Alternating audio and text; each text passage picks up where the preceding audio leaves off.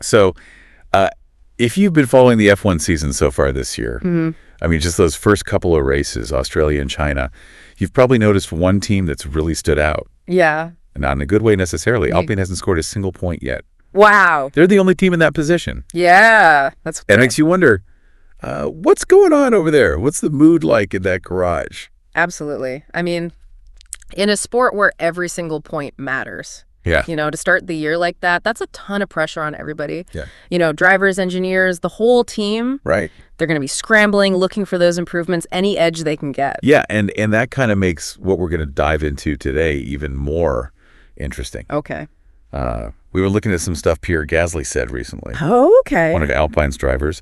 And, despite this really rough start to the season, he's actually sounding pretty optimistic. Really? About their chances in 2026. Like, he thinks they could fight for the championship. Wow. That's a bold statement, especially after these first two races. Yeah, it really is. And he didn't just say, like, oh, I'm hopeful. Yeah. He actually talked about wanting to go big. Aims for podiums, wins. Even if it means sacrificing some points this year. Interesting. Yeah, this all came from an interview he did on Beyond the Grid. Oh, the F1 podcast. Exactly. Okay, so let's unpack this a bit. I mean, why is he so confident, especially now? Yeah, so one thing that really jumped out at me was this idea that he's putting a lot of emphasis on the future. Oh. Like, he's almost saying that what they learn this year, even if they score some points, might not be as valuable as putting all their effort into next year's car, into 2026. It's a big gamble, right? Yeah, it is. I mean, he even said if he could decide where the money goes, all of it would go into that 2026 car. Wow, he's all in. Yeah, and the reason, it seems, is he just doesn't see them catching up this year to teams like McLaren or the top teams. So he's writing off this season. Kind of, yeah. But he sees 2026 as this huge opportunity. Okay. Like a chance to really reset and be right up there at the front, maybe even fighting for the title. But, a lot can happen between now and 2026. Oh, absolutely. And he even said that himself. Like, it all depends on them taking the right steps. Yeah, making the right decisions. That's crucial. Exactly. Yeah. So, the question is, given how they're performing now, how can he be so sure they're going to get it right this time? Right. I mean, yeah, his optimism is interesting, but he's also being realistic. Yeah. He knows that to win a championship, you can't afford to make many mistakes, especially against the top teams. Right. They're so good, they capitalize on every little error. The margins are so tiny at the top. Exactly. But it's not just like he's hoping for the best, right? Oh, hey. He talked about having some insight into what the team is planning strategically. He said they've already decided how they're going to approach developing the car and the engine for 2026. Oh, wow. So they have a clear direction. Yeah. And that seems to be where his excitement is coming from. Yeah. He even said they might be winning races in 2026. That's a huge statement, especially considering where they are now. I know, right? It's like a completely different picture from what we're seeing on track now. Yeah. To go from 0 points to race wins in a couple of years, that's a massive jump. Huge. But the fact that they've already made these key decisions about their 2026 development, that's a good sign. Yeah. It shows that they're thinking long term. They're not just reacting to what's happening now. Right. And that's crucial in F1, especially with these new regulations coming in. Yeah, let's talk about that for a second. Okay.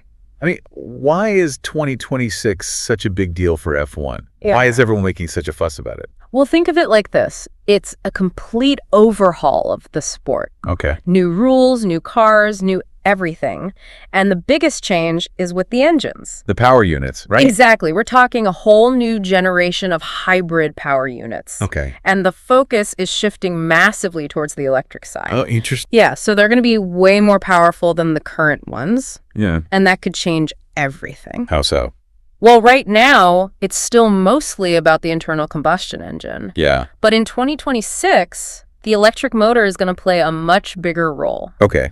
And that could really shake up the order. So you're saying teams that have been dominant with the current engines might not be as strong in 2026. Exactly. Right. Because this isn't just like tweaking the old rules. This is a whole new ballgame. Right. So the teams that can adapt quickly, that come up with innovative solutions, they're the ones who could come out on top. Like a total reset. Yeah, exactly. A reset button for F1. Wow. And for Alpine specifically, there's another big change coming in 2026, right? Oh, right. Their engine supplier. They're switching to Mercedes. Yeah, big move. Yeah, which ends their partnership with Renault. And Mercedes, they have a pretty impressive record when it comes to engines, especially in this hybrid era. Yeah. So Alpine, they're hoping this will be a big step forward for them. A fresh start. Exactly. Fresh start. More power, more reliability, all those things. So they're really putting a lot of faith in this Mercedes engine. Oh, yeah. I think it's a key part of their plan to move up the grid.